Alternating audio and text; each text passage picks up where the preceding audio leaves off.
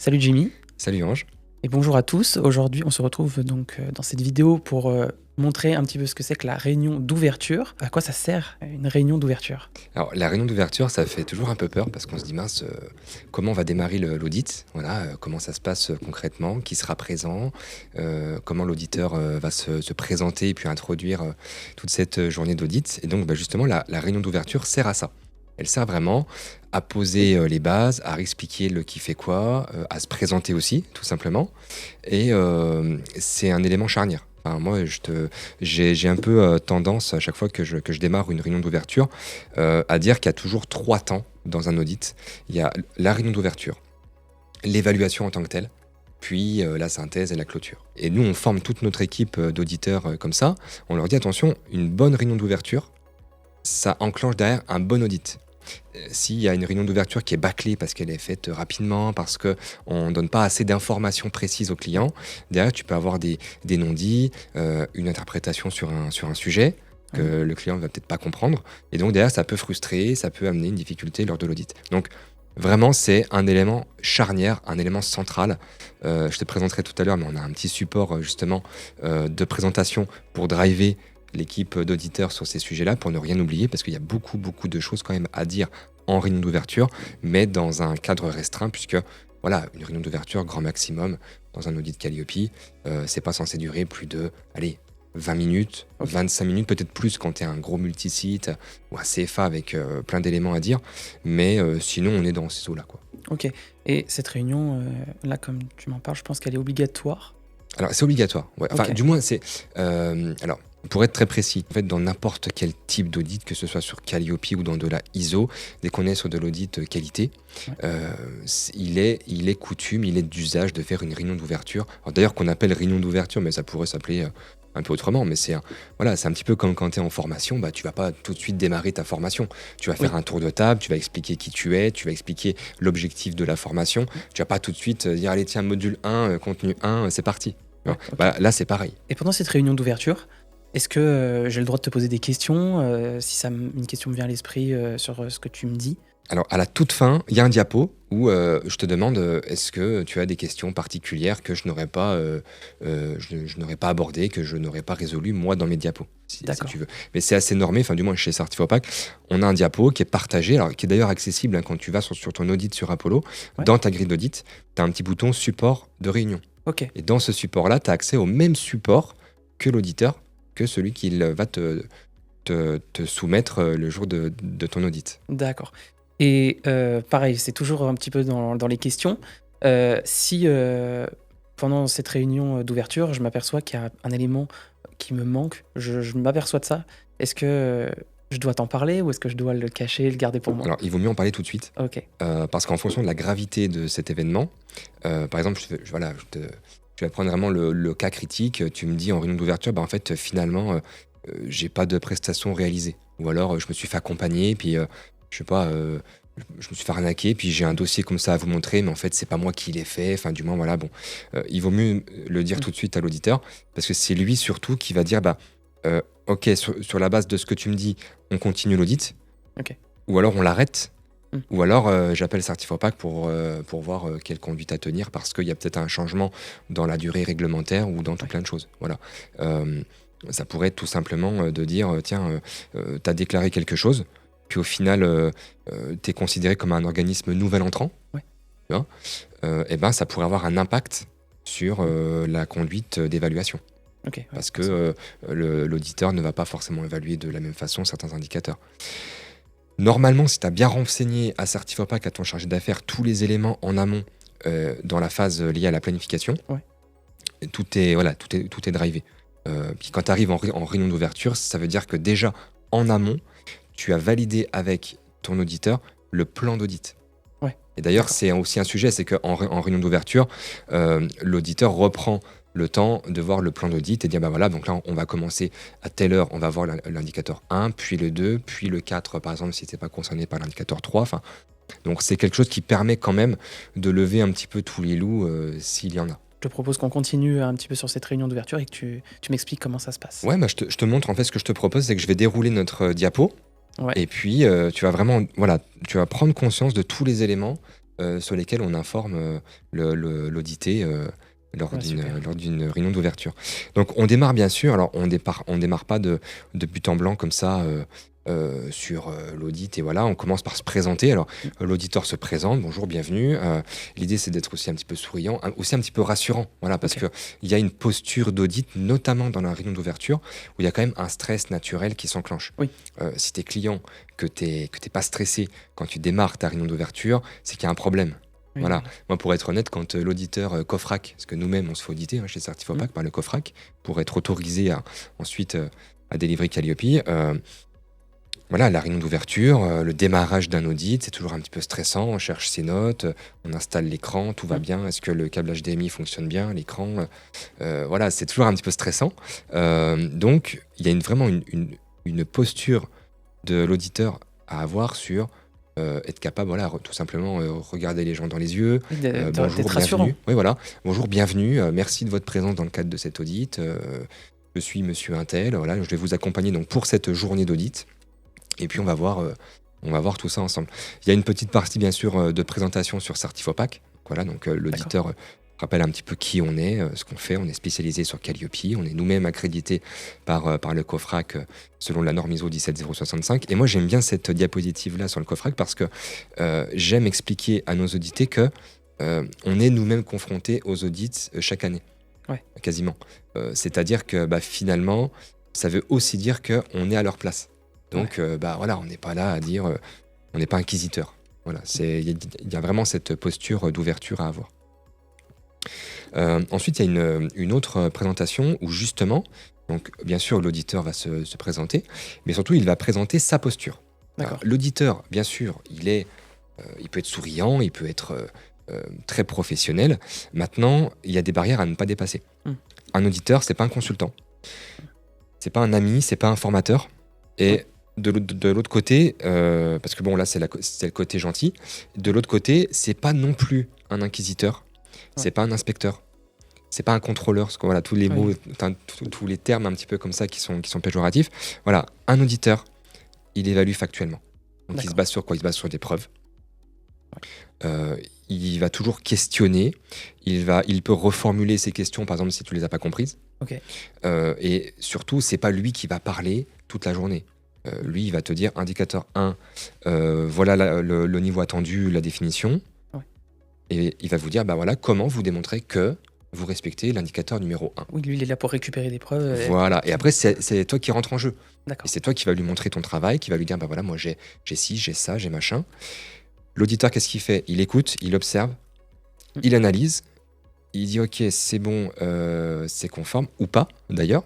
OK. Et il va restituer ça dans sa grille d'audit. Voilà. D'accord. Donc ça, il va le faire en fait directement sur Apollo. Tu vois, ici, quand tu es sur Apollo, il va avoir lui un champ où il va pouvoir noter tous les éléments de preuve que tu vas lui montrer le jour J. Alors je Ok. dis bien montrer, j'ai pas dit transmettre. T'as vu? Mmh. C'est que si t'es toi, si t'es client, si t'es audité, tu ne dois pas transmettre des preuves à ton auditeur. OK. Pour des raisons de confidentialité, pour des raisons, voilà, tout Donc je simplement. garde mes docs. Voilà, c'est lié à la sécurité aussi informatique. On n'est pas à l'abri de n'importe qui. Avec tout ce qu'on voit aujourd'hui, tu vois bien. Donc, l'auditeur, lui, il constate visuellement. Ça peut être d'ailleurs des preuves qui sont papier. Ouais. Ça peut être des preuves qui sont montrées à l'écran, Ok. sur une télé, n'importe quoi. Et que tu lui montres. Et lui, il va les documenter. Mhm. Tu lui montres le programme de formation en version 3 du 15 avril 2023. Ok. Bon, lui, il va écrire programme vu V3 15 avril 2023. De toute façon, il n'a pas besoin de récupérer les preuves, je suppose, parce que l'auditeur, une fois qu'il il a sa capacité d'auditer, en fait, c'est un peu comme un agent assermenté. Si je peux prendre un peu l'exemple, je pense. C'est Alors, qu'on ouais. le croit sur parole. On le croit sur. Parce que si le. Ah oui, je comprends ce que tu veux dire. Oui, Par oui. rapport au document. Oui, c'est ça. En fait, on ne collecte pas les éléments documentaires. Mm. Pourquoi? Parce que, entre guillemets, le système mis en place fait qu'on a confiance en ce que l'auditeur voit sur place, consulte sur place. Après, il faut que les éléments de preuve soient identifiables. Il ne va pas mettre vu document PDF 1, 2, 3, 4. Il faut être un peu plus précis. Si le nom du document PDF, c'est ce fameux 1, 2, 3, 4, il va falloir que lui précise en disant ça, c'est les conditions générales de vente. Ok. Voilà, des fois, tu peux avoir des fichiers comme ça qui sont renommés un petit peu bizarrement. Et l'auditeur, lui, son rôle, ça va être de les renommer dans la grille pour dire attention, ce document correspond à tel élément de preuve. D'accord. Voilà. OK. Donc voilà pour ça, du moins pour sa posture. Et donc, bah, bien sûr, le corollaire de tout ça, c'est qu'il est jamais là pour donner de conseils, de préconisations ou d'axes d'amélioration. Alors, OK. ça, je précise, c'est uniquement dans le cadre d'un dispositif comme Calliope. OK. Voilà. Et d'ailleurs, nous, on a des clients qui sont passés, par exemple, par de la ISO ou par d'autres labels, qui nous disent: Ah, c'est dommage, vous, dans la grille, il n'y a pas d'axe d'amélioration. Vous ne nous dites pas concrètement quels sont les axes d'amélioration justement pour s'améliorer derrière. Ouais. Et on leur dit: Bah non, parce que c'est pas autorisé par justement le process d'accréditation qui OK. est là justement pour garantir une forte impartialité. OK. Voilà. Donc, c'est important de le comprendre, ça. Après, des fois, c'est de la sémantique, c'est-à-dire que, par exemple, je te prends un exemple. Si moi, donc, je t'audite sur l'indicateur 1, Ouais. et puis, bah, bon, je vais voir tout plein de preuves sur une formation 2 puis 3 que je vais échantillonner. Tu vas me dire: bah voilà, bon, bah moi, j'ai tous les éléments. Ok, moi, je vais valider sur ma grille. Et puis, je vais dire: bah mince, mais j'ai pas vu les modalités d'accès et les prérequis à vos formations. Bah, qu'est-ce qui se passe? Moi, c'est du factuel, c'est un constat. Oui. Donc moi, je vais émettre une non-conformité. Et je vais dire: bah voilà, je constate que dans l'échantillon donné, CF formation 1, 2, 3, les modalités d'accès et les prérequis sont absents. D'accord. Voilà. Ça, c'est un constat, c'est factuel. Ouais. Donc c'est une non-conformité au regard de ce qui est écrit sur l'indicateur 1. OK. C'est pas du conseil. Maintenant, toi, bah, quand tu lis ça, Oui. tu vas te dire: ok, c'est manquant. Bah, pour lever l'écart, qu'est-ce qu'il faut que je fasse? L'auditeur ne va jamais te dire: je vous conseille de mettre à jour cet élément, je vous suggère je vous invite à. Non, l'auditeur, il n'est pas là pour ça. Ouais. Voilà. D'ailleurs, ce qui est des fois assez frustrant, hein, parce qu'on est humain aussi. Les auditeurs sont des fois, parfois aussi, ont des activités complémentaires comme de la formation en parallèle ou du conseil. Mais ils le savent, il y a vraiment cette posture quand tu es en audit, en tout cas, de ne pas conseiller. Après, alors, bien sûr, la réunion d'ouverture, il y en a plusieurs types en fonction du type d'audit sur lequel tu vas être. D'accord. Tu peux faire, par exemple, si tu démarres l'activité, si tu démarres et que tu en as ton premier audit, tu peux, avant l'audit initial, donc ton tout premier audit, D'accord. tu peux faire le choix de prendre un audit blanc. Ouais. Donc nous, l'audit blanc, on leur dit: bah voilà, l'audit blanc, attention, on évalue de façon factuelle le process, on leur explique que c'est un petit peu comme la bourse, l'audit. C'est que les résultats de la performance passée ne préjugent pas de la performance future. C'est que là, c'est ce qu'on dit, c'est que les résultats de l'audit blanc ne préjugent pas des résultats de l'audit initial. Et pareil pour les prochains audits, c'est pas parce que tu as eu 0 écart en audit blanc que tu en auras 0 à l'audit initial. Oui. Voilà pourquoi, parce que l'échantillon des preuves n'est pas le même, l'auditeur n'est pas le même, le temps aussi d'audit n'est pas le même, forcément. Ça peut, voilà, donc ça peut jouer en faveur de l'audité par rapport à tout ça. Sur l'audit initial, vraiment, enfin sur le tout premier audit, ce que je pourrais, enfin moi ce que j'ai tendance à dire lors de ces réunions d'ouverture, c'est que vraiment l'audit, c'est quoi? Si on veut vraiment résumer l'audit en une phrase, c'est l'audit permet de vérifier que tu respectes les exigences du référentiel qualité. Voilà, enfin point. Ouais. C'est tout, c'est de vérifier que tu respectes tout ça. Donc comment on fait? On a la grille d'audit qui reprend tous les indicateurs qui sont applicables à ta situation. Okay. Et cette réunion d'ouverture, elle est justement là pour vérifier avec toi ta situation. Est-ce que tu es sous-traitant à 100%? Est-ce que tu as un local? Est-ce que tu as eu à traiter des insatisfactions depuis que tu t'es lancé? Est-ce que tu accueilles du handicap? Est-ce que tu es prestataire indépendant? Et en fonction de tous ces éléments, les indicateurs seront audités d'une façon personnalisée. On ne va pas aller t'auditer sur les indicateurs CFA si tu n'es pas CFA. Oui, tu vois bien. Logique. Voilà, l'audit, c'est une photo à l'instant T. On va vérifier, on va regarder un process et on va voir s'il est cohérent par rapport à ce qui est écrit dans un référentiel. Alors après, je ne sais pas si je pourrais faire ce parallèle-là, mais là, pour Calliope, tu vois, c'est par exemple, tu fais ta voiture, tu la passes au contrôle technique tous les ans, tous les 2 ans, ça dépend. Ouais. Tu as des grilles à vérifier avec des points qui doivent être présents sur ton véhicule. Et puis, qu'est-ce qu'ils font? Ils cochent. Et c'est conforme ou c'est pas conforme. Tu vois, conforme, non conforme. Voilà. Si c'est pas conforme, je peux toujours régler le problème. Voilà, tu as la contre-visite et tu peux retourner ensuite et dire: bah voilà, écoutez, là j'ai corrigé, là regardez, c'est bon ou pas. Donc l'audit initial, toujours pareil, hein, mais c'est un processus, et ça, l'auditeur le rappelle à chaque instant dans la réunion d'ouverture.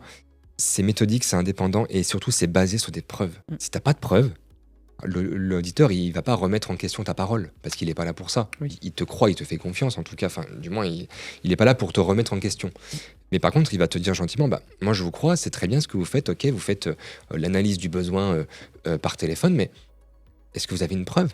Est-ce qu'il y a quelque chose? Est-ce que vous avez un élément factuel qui permet de démontrer que vous prenez en compte les besoins du bénéficiaire, indicateur 4. On entend un petit peu tout et son contraire sur Calliope. Ouais, Calliope, c'est difficile, c'est machin, mais si tu regardes bien, quand tu lis tous les indicateurs, tu te rends compte au final qu'un bon formateur, il est censé faire tout ce qui est écrit dans les indicateurs. Il analyse le besoin de son bénéficiaire, il met en face un objectif qui soit cohérent, un contenu de formation qui soit cohérent, indicateur 6.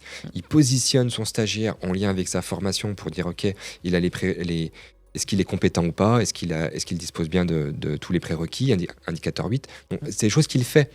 Et souvent, quand je démarre un audit, ou même à la fin, on nous dit au final, ça a été génial de me préparer à cette certification parce que y a plein de trucs que je faisais, mais qui n'étaient pas formalisés.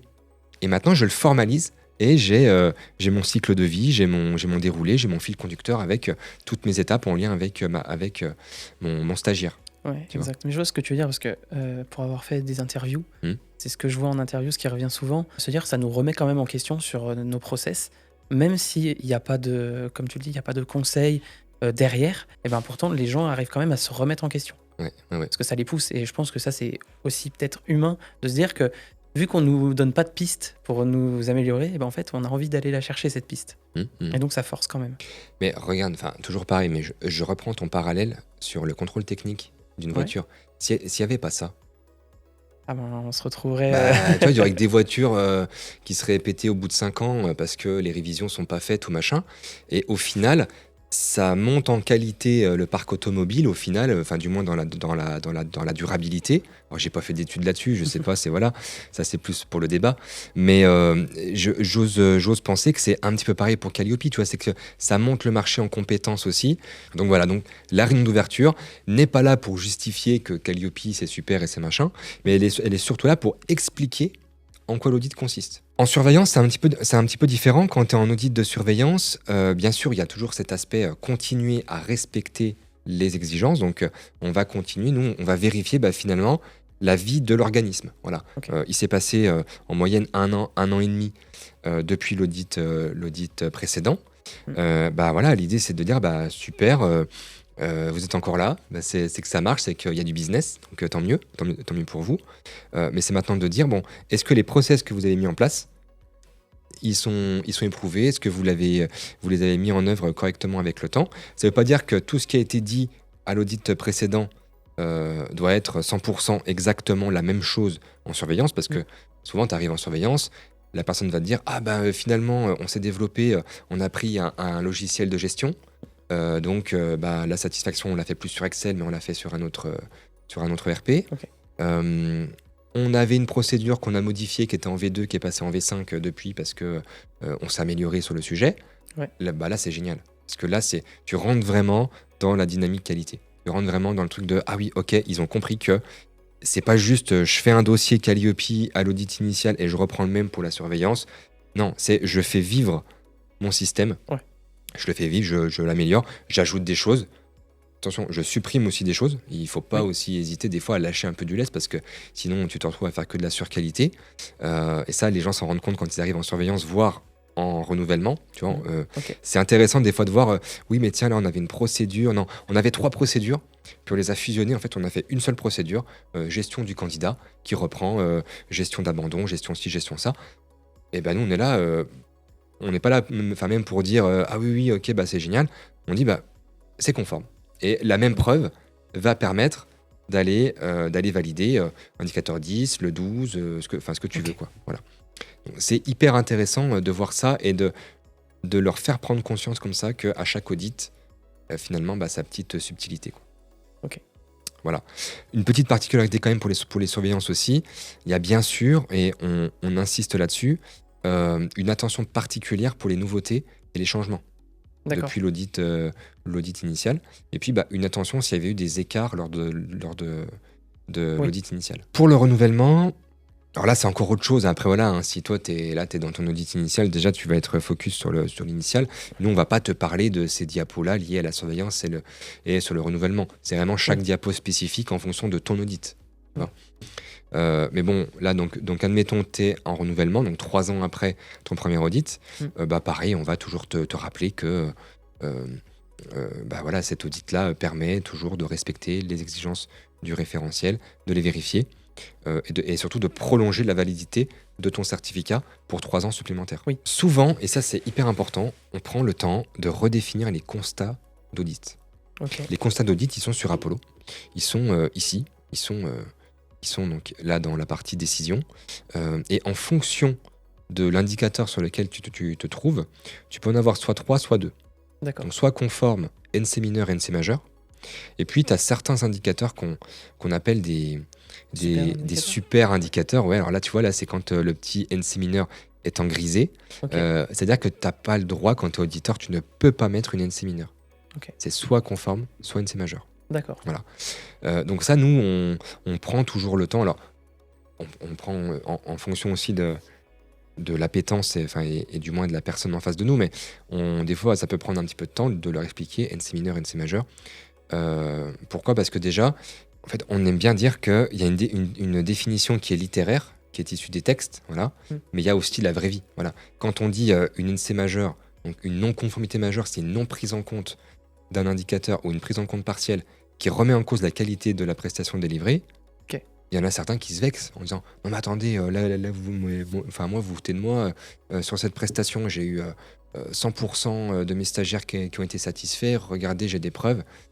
Oui, mais en fait là vous n'avez pas la preuve que vous avez analysé le besoin. Oui. Indicateur 4. Donc C'est du peut-être coup juste ça remet en cause la qualité. qui est- Voilà, c'est ça, mais ça remet en cause la qualité, mais la qualité au sens, justement, au sens littéraire, et pas au sens de la qualité de l'apprenant qui va lui dire « Ah oui, cette presta était qualitative ». Donc voilà, donc il y a toujours pareil, cette diapo pour dire que nous, les non-conformités, bien sûr, elles sont enregistrées et elles sont documentées directement dans la grille d'audit. On explique aussi que c'est pas l'auditeur comme ça qui va dire « Bon, allez, vous êtes sympa, je vous mets juste une mineure pour cet audit, puis on verra lors du prochain pour la majeure. » Mais non, en fait, c'est l'auditeur en fonction de la criticité, de la périodicité d'un élément manquant sur une grille ou autre. C'est pas lui qui va dire je vous mets une mineure. Non, c'est les règles du référentiel qualité qui s'appliquent. On n'a pas parlé de l'échantillonnage. D'accord. Est-ce que tu sais un petit peu ce que c'est que l'échantillonnage ? C'est le moment où l'auditeur va prendre dans mes prestations, je pense, une formation potentiellement au hasard. C'est ça. Ouais, c'est ça, c'est du picking. Alors, au hasard, je dirais peut-être par le passé. Maintenant, c'est un peu moins vrai. Pourquoi ? Parce que l'auditeur doit échantillonner, mais surtout doit justifier de son échantillonnage. D'accord. Et il y a une règle qui est dans les textes de loi, c'est l'auditeur doit échantillonner des prestations qui sont représentatives de l'activité. Ouais. Donc, ça, c'est intéressant parce que ça veut dire que, par exemple, je sais pas, tu fais 80% de ton offre au CPF, tu as 80% de chance pour qu'il y ait une prestation CPF qui soit tirée au sort par l'auditeur. Mais ça ne m'exempte pas, par contre, que un jour, peut-être pas au premier audit, peut-être pas au deuxième, mais qu'à un audit, je sois pris sur les 20% Exactement. à côté. Ouais, Ok. ouais. Ça dépend aussi du temps d'audit, ça dépend de la, entre guillemets, de la vitesse de l'audit. Si par exemple tu es très bien documenté et qu'on va vite sur le premier échantillonnage parce que par exemple, il y a des fois un élément de preuve qui va permettre de répondre à peut-être 3, 4, voire des fois 5 indicateurs en même temps parce que tu as tout un fil conducteur qui te permet de faire le besoin, le positionnement, le suivi du stagiaire, l'évaluation. Ça peut aller un petit peu plus vite. Et dans ce cas-là, l'auditeur, il va pas rester les bras croisés et puis partir à 14h. Il va échantillonner une deuxième prestation. Ouais. Qui, elle, il va peut-être dire, écoutez, là, je suis allé prendre la première au CPF. Et bien, la deuxième, je vais aller prendre, la dernière que vous avez faite sur la nouvelle presta, sur l'intelligence artificielle. Là, j'ai vu sur votre site que c'était une nouvelle prestation, on va aller la faire. Voilà. OK. Voilà. Mais il va justifier. Il va dire, bah oui, j'ai pris cette presta parce que elle est récente. C'est une prestation qui est récente au catalogue. Donc, j'ai voulu aller voir ce que c'était. Oui, dans tous les cas, je pense qu'il y a toujours une justification derrière, enfin, qui est appropriée. Il y a, si tu veux, dans la grille d'audit, il y a un tableau. Alors, ça, toi, tu le vois pas en vue auditée. OK. Mais en vue auditeur, il y a un tableau où Mmh. l'auditeur va renseigner son échantillonnage. Donc, OK. il va mettre l'intitulé de la prestation échantillonnée, il va la justifier avec la durée, la date de début, le nombre de stagiaires, la modalité, les OK. catégories, action de formation, VAE, bilan de compétences, si c'est du certifiant ou pas. Tu vois, si OK. c'est par exemple titre RS, RNCP, donc si c'est du France Compétences ou pas. Et puis, il va aussi te demander le prénom du stagiaire. Alors là, c'est important, attention, on anonymise Ouais. les données. D'accord. Très, très important dans la pratique d'audit, en tout cas, on y est très sensible. C'est qu'on ne va pas prendre Bernard Dupont, mais on va écrire Bernard D. Voilà. Et là, on est OK. bloqué, on a mis un blocage sur Apollo.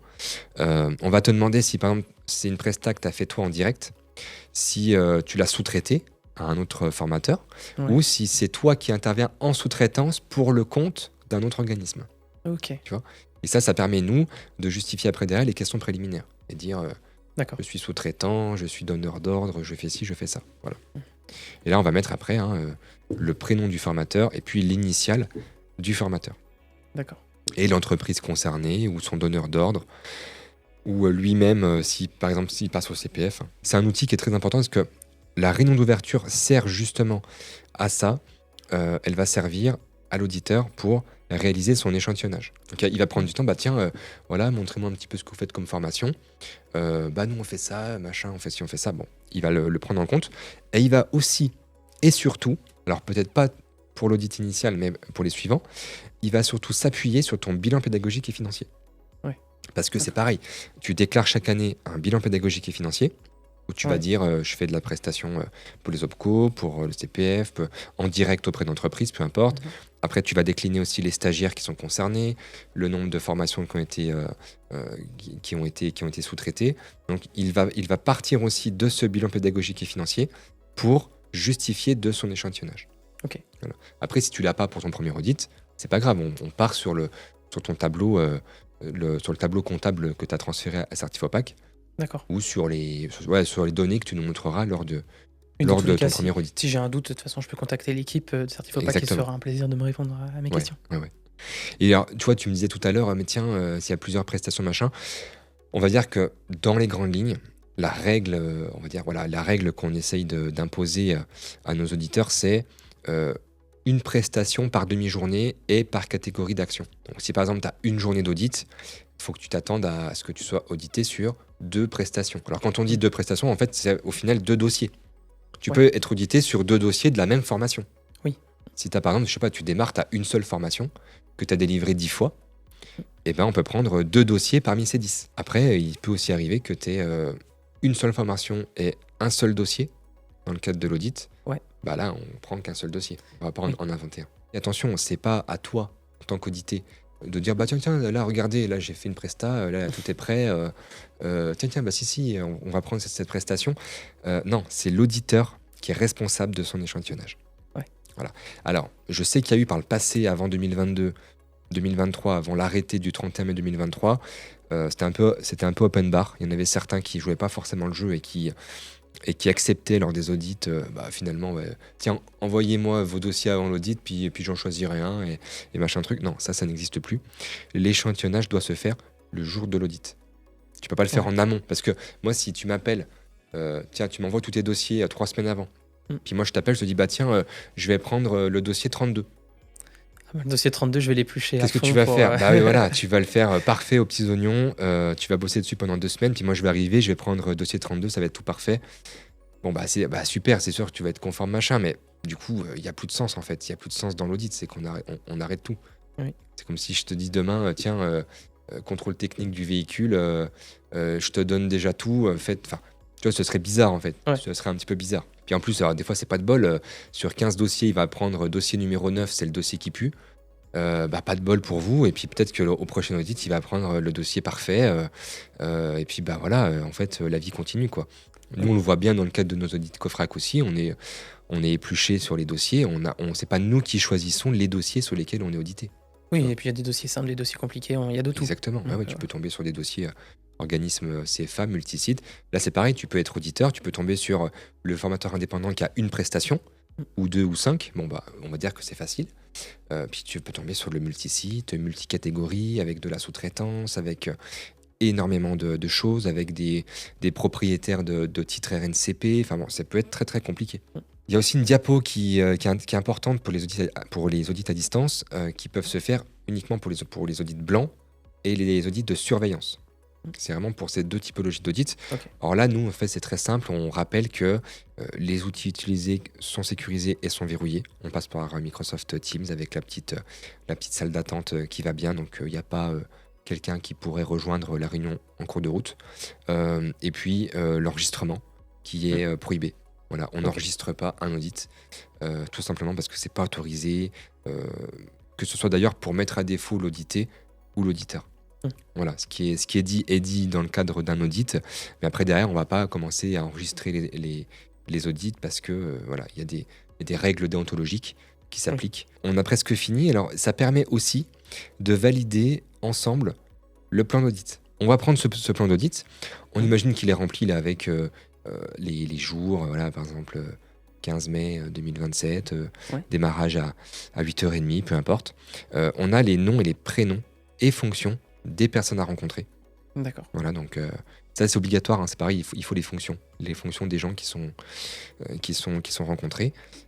Et l'auditeur, il est censé aussi bien sûr observer une cohérence entre l'organigramme de ton organisme et les personnes qui sont rencontrées. Oui. Parce que là, si tu fais intervenir quelqu'un dans le cadre de ton audit, c'est forcément qu'il fait partie de ton personnel. Qu'il soit d'ailleurs salarié, un externe, un responsable qualité à qui tu vas déléguer ton suivi qualité. Ok. Il doit être mentionné ici. Ok. Voilà. Et donc là, ici, tu vois bien, on voit tous les indicateurs qui sont évalués. Ouais. Ceux qui ne sont pas évalués parce qu'ils ne sont pas applicables à ta situation. Il y a une durée qui est réglementaire. Donc très clairement, l'auditeur, c'est pas parce que, du moins, c'est pas possible, à 15h, l'auditeur ne peut pas te dire à 15h, bon bah là c'est bon, j'ai fini, merci, au revoir. C'est impossible. Pourquoi ? Parce qu'il y a une durée réglementaire. Donc, si tu veux, les auditeurs, nous, sont responsabilisés sur le sujet. Et surtout, s'il y a une plainte ou un signalement du fait, par exemple, qu'il y ait un audit qui a eu lieu en une demi-journée ou en 5 heures au lieu de 7, c'est l'auditeur qui prend ses responsabilités. Et le client aussi, parce que le client, l'audité, quand il valide son formulaire, son PV d'émargement, il va dire, voilà, j'atteste que la durée d'audit est conforme. D'accord. Tu vois, il y a un vrai enjeu de respect de la durée d'audit, et auquel cas, parce que typiquement c'est un petit peu la vie d'un audit, mais des fois tu vas avoir un indicateur ou deux ou trois où toi tu as été très bien préparé, tu as fait ton truc super bien, puis ça peut aller très vite. Non, il faut quand même qu'il prenne du temps, et bien peut-être que sa réunion de synthèse prendra un petit peu plus de temps. Il va peut-être mettre à jour son plan d'audit pour revenir sur un indicateur, et puis pour te redemander un élément ou deux. Mais la durée est réglementaire. Pour reprendre un petit peu, donc voilà, donc le plan d'audit. Et ensuite, parce que là ensuite l'auditeur a beaucoup parlé, il a tout expliqué. Ensuite c'est à toi c'est à toi de te présenter. Donc tu as présenté, si vous êtes même plusieurs, chacun va pouvoir se présenter un petit peu, présenter aussi l'organisme, les locaux, l'organisation, les formations. Et ce qui est intéressant à cette étape-là, c'est que là l'auditeur il va être un petit peu sur les dents. Il va, grâce à ça, il va pouvoir commencer à remplir un petit champ qu'il a lui en vue auditeur. En fait, l'auditeur, là, il vient s'imprégner de l'organisme qui va aller auditer. Ouais, il va s'imprégner, et surtout, il va pouvoir aussi décrire ton organisme. Et il va dire, voilà, Ange Bonnet, gérant de l'organisme Blabla Formation, créé en 2025, spécialisé en montage vidéo, 4 formations à son actif. Voilà, vraiment, voilà, toute la petite partie un petit peu description qui va permettre ensuite de justifier aussi son échantillonnage. D'accord. Ça se fait un petit peu en 2 temps, le plus souvent. Tout à l'heure, tu me disais, mais est-ce qu'on peut poser des questions logistiques, le fonctionnement, les modalités ? Oui.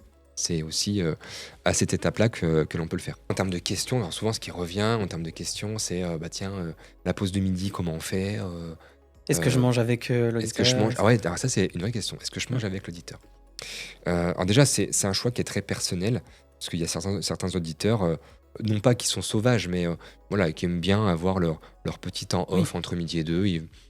Certains, tout simplement, prennent un sandwich, se mettent dans la voiture, ouais. vont marcher un petit peu en dehors. C'est vraiment, je dirais, il n'y a pas de règle là-dessus, c'est vraiment à la libre appréciation.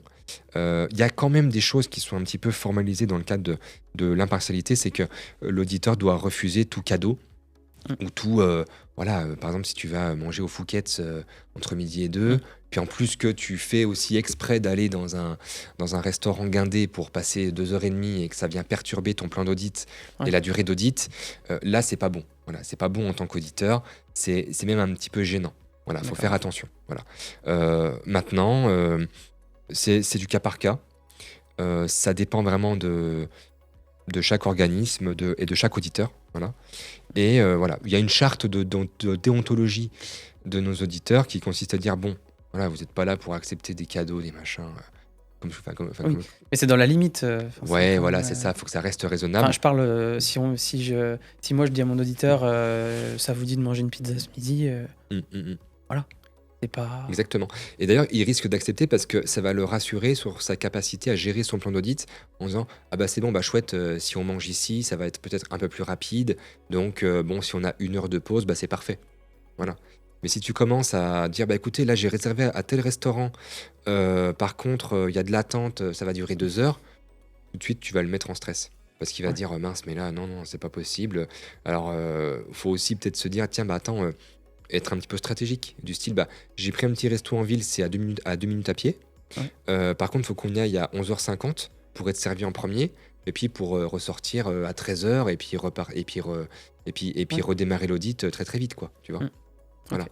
Et là, ça passe, voilà, c'est des choses qui passent. Et puis super, une fois que cette réunion d'ouverture est finie, ben, on est parti. C'est Et ben, on se lance dans le vif du sujet, donc à savoir donc évaluation indicateur par indicateur, où là, la posture en tant qu'auditeur, tout simplement, bah, ça va être de redéfinir chaque indicateur, redéfinir le niveau attendu, et ouais, puis te poser une question ouverte.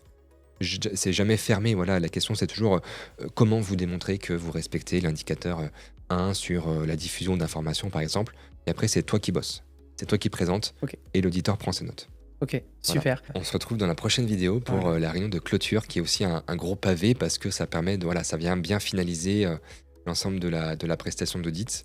Et c'est un enjeu aussi, je disais que la réunion d'ouverture était stressante, la clôture aussi des fois est assez stressante pour les audités, Ouais. et c'est intéressant de bien l'amener, de bien la consolider pour les intervenants.